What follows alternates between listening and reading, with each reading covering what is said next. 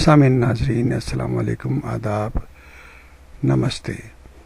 Infection control society کے YouTube channel صحت.net پر آپ سے مخاطب ہیں اور آپ کو خوش آمدید کہتے ہیں۔ آپ کا میزبان ڈاکٹر حسن نواب آپ کی خدمت میں حاضر ہیں۔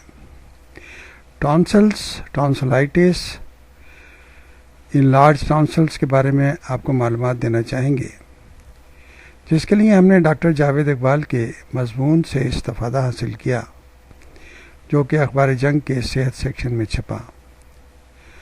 عرف عام میں خلیوں کی سوزش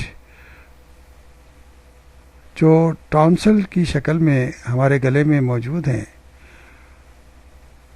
ان کو ٹانسلائٹس کہا جاتا ہے، یعنی کہ ٹانسلس کے انفیکشن کو ٹانسلائٹس کہا جاتا ہے۔ سردی کی شدت یا بھاری بارش میں بھیگ جانے کی باعث یا گندی بو سونگھنے سے یہ مرض لاحق ہو سکتا ہے۔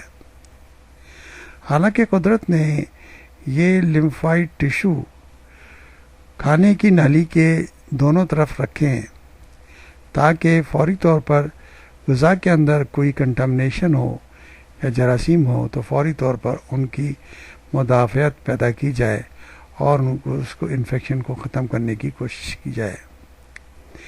واضح رہے کہ کم قوت مدافعت والے افراد بار بار اس مرض میں مبتلا ہوتے رہتے ہیں۔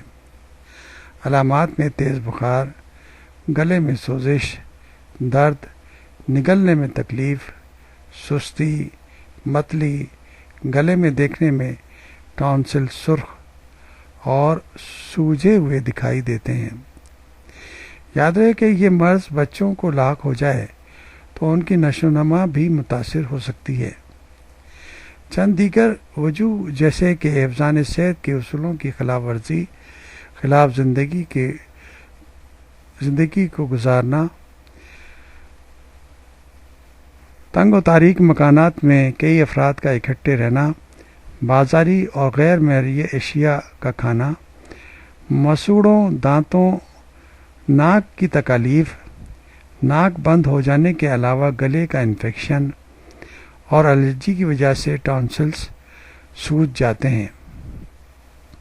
خاص طور پر ہمارے جیسے ممالک میں بچے اسکول جاتے ہیں اور وہ ناشتہ کر کے نہیں جاتے، انہیں والدین کچھ جیب خرچ دے دیتے ہیں، اور عام طور پر دیکھا یہی گیا ہے کہ بچے وہاں پر کینٹین میں یا وہاں پر اسکول کے باہر جو خونچے والے جو ریڑھی والے کھڑے ہوتے ہیں ان سے اشیاء لے کر کھاتے ہیں، جو کہ انتہائی غلیظ، انتہائی گندی ہوتی ہیں، اور بچے فوری طور پر انفیکشن میں مبتلا ہو جاتے ہیں۔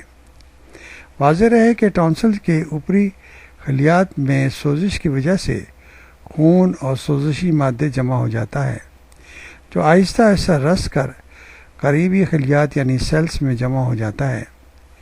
اس وجہ سے ٹانسلز کے گرد اس رطوبت کی ایک سفید تہ جم جاتی ہے، جو بعد ازاں صفائی کے ذریعے یا معمولی سے آپریشن کر کے صاف کر دی جاتی ہے۔ یاد رکھیے کہ ٹانسلز کے بڑھنے کے سبب کئی پیچیدگیاں بھی لاحق ہو جاتی ہیں اور ان کے خدشات بڑھ جاتے ہیں۔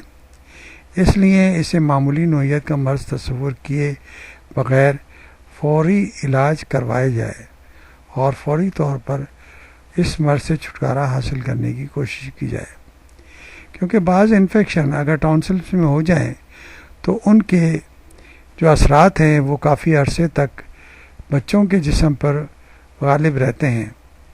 بعض اوقات تو انفیکشن ختم ہو جاتا ہے، لیکن کچھ ایسے اینٹی باڈی ریئیکشن جسم میں پیدا ہوتے ہیں جو کہ دائمی مرض، دل کے امراض، گھٹنوں کے، جوڑوں کے امراض، گردوں کے امراض کی شکل میں ظاہر ہوتے ہیں۔